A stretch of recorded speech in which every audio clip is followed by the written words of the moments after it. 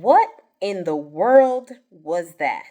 Peace and the path to prosperity is maybe engaging in diplomacy. That's what President Trump is doing. He occupied our parts, big parts of Ukraine, part of East and Crimea. So he occupied it on 2014. So during a lot of years, so I'm not speaking about just Biden, but those time was Obama, then President Obama, then President Trump, then President Biden, now the President Trump, and God bless, now President Trump will stop him. But during 2014, nobody stopped him. He just occupied and took. He killed people. You know what the contact 2015. 2014. 2014 and 2014. 2014. Yeah. So I was not here. Yeah, but That's exactly right. Yes, but during 2014 till 2022, yeah, the situation the same. The people have been dying on the contact line. Nobody stopped him. You know that we had conversations with him, a lot of conversation, my bilateral conversation, and we signed with him, me, like a new president. In 2019, I signed with him the deal. I signed with him, Macron and Merkel, we signed ceasefire. Ceasefire, all of them told me that he will never go. We signed with him gas contract, yes, but after that, he broken this ceasefire. He killed our people and he didn't exchange prisoners. We signed the exchange of prisoners, but he didn't do it. What kind of diplomacy, JD, you are speaking about? What do you mean? I'm talking about the kind of diplomacy that's going to end the destruction of your country. Yes, but if you Mr. President, with respect, I think it's disrespectful for you to come into the Oval Office and try to litigate this in front of the American media. Right now, you guys are going around and forcing conscripts to the front lines because you have manpower problems. You should be thanking the president for trying to bring an end to this conflict. Have you ever been to Ukraine that you say what problems we have? I have been to. Count one. I've actually watched and seen the stories, and I know what happens is you bring them on a propaganda tour, Mr. President. Do you disagree that you've had problems bringing people into your military? And do you think that it's respectful to come to the Oval Office of the United States of America and attack the administration that is trying to prevent the destruction of your country? A lot of questions. Let's start from the beginning. Sure. First of all, during the war, everybody has problems, even you, but you have nice ocean and don't feel now, but you will feel it in the future. God bless. You don't know that. God bless. God bless. You will not have a war. Don't tell us what we're going to feel. We're trying to solve a problem. Don't tell us what we're going to feel. I'm not telling you. Because you're in no position to dictate that. That's exactly Remember what this. you're doing. You're in no position to dictate what we're going to feel. We're going to feel very good. You will feel influenced. We're going to feel very good and very strong. You will feel influenced. You're right now not in a very good position. You've allowed yourself to be in a very bad position, and he happens to be right about it. From the very beginning of the war. You're not in a good position. You don't have the cards right now. With us, you start having cards. I'm not playing cards. Right now, you don't. You're playing cards. Mr. President. You're playing cards. Serious. You're gambling with the lives of millions of people. You're gambling with World War III. You're gambling with World War III.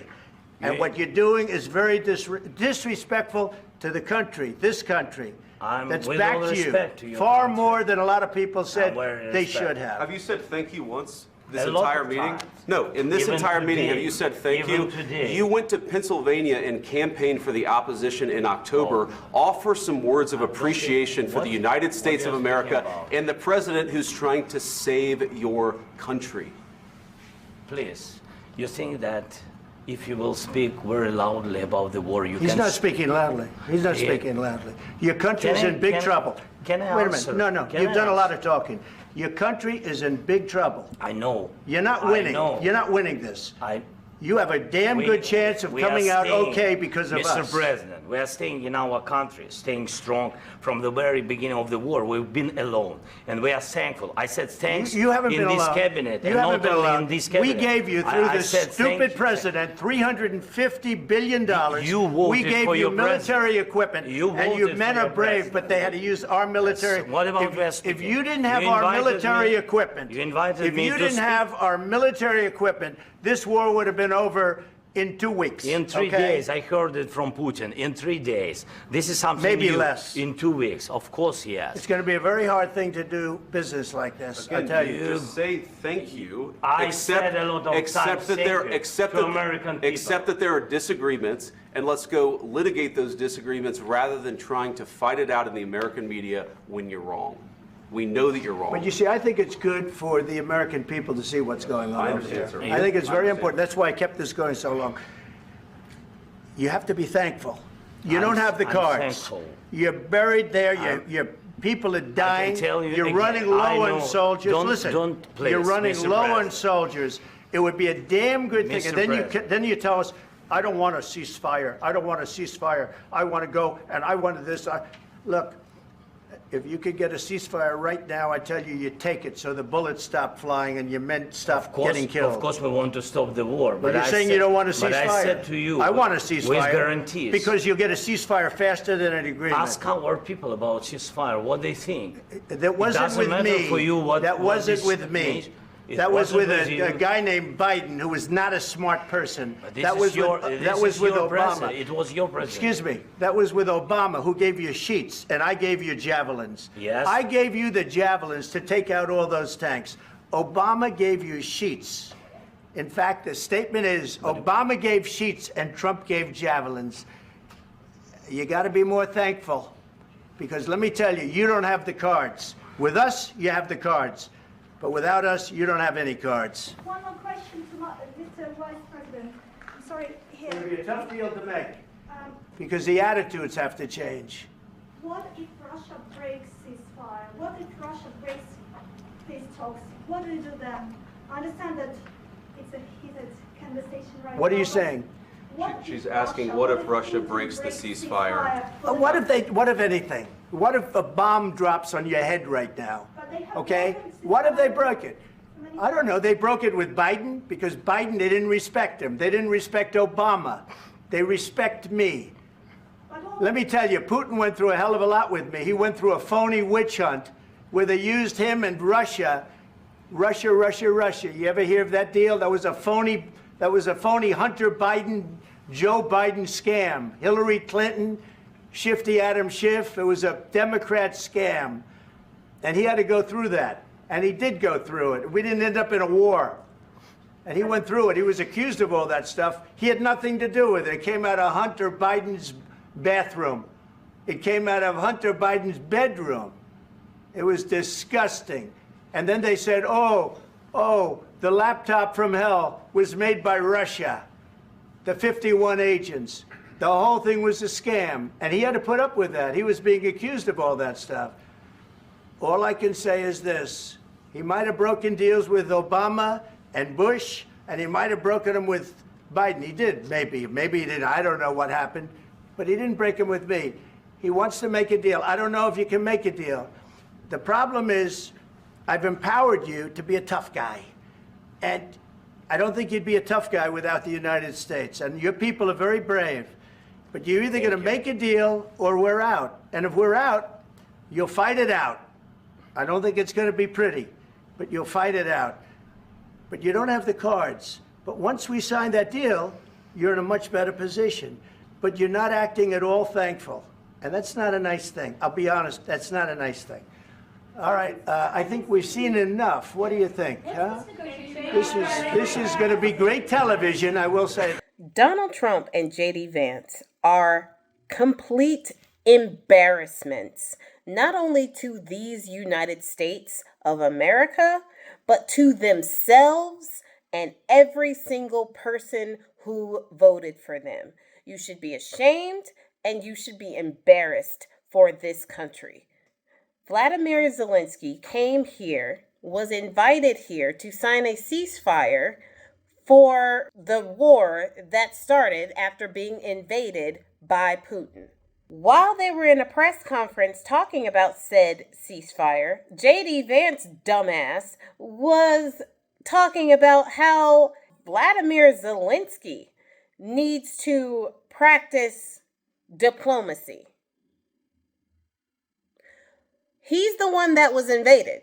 Russia had already started their mess when Obama was in office in 2014. There was a ceasefire signed in 2019 in which Vladimir Putin was supposed to give back prisoners, and he didn't do that. He was also supposed to not invade, and he did that too. So Vladimir Zelensky, when he came here to sign this ceasefire this time, he just wanted some guarantees. Naturally, I did this before. I've watched this movie. I know how it ends. I want a few guarantees. Who wouldn't, right? Well, because he is asking for guarantees, and 47 and his couch humping lapdog worked for Putin, they didn't want to give any guarantees. Instead, they want to huff their chest and say that Vladimir Zelensky is not being thankful enough. He's not showing his gratitude that they want to help him. They're not helping. The ceasefire that they had signed before, when Trump was in office in 2019, was immediately violated. So naturally, he's with the same people who allowed Putin to violate the other ceasefire.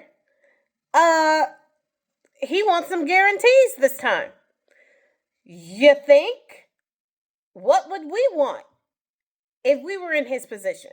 They're up here working for Putin while they have a Russian press in there looking on.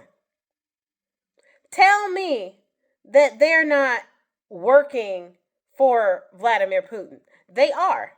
They are his absolute lapdogs. So is Elon Musk. And everybody can see that and knows that at this point. Imagine being in this situation because the American people mistakenly thought that the economy was good because of Trump back in 2017 and 18.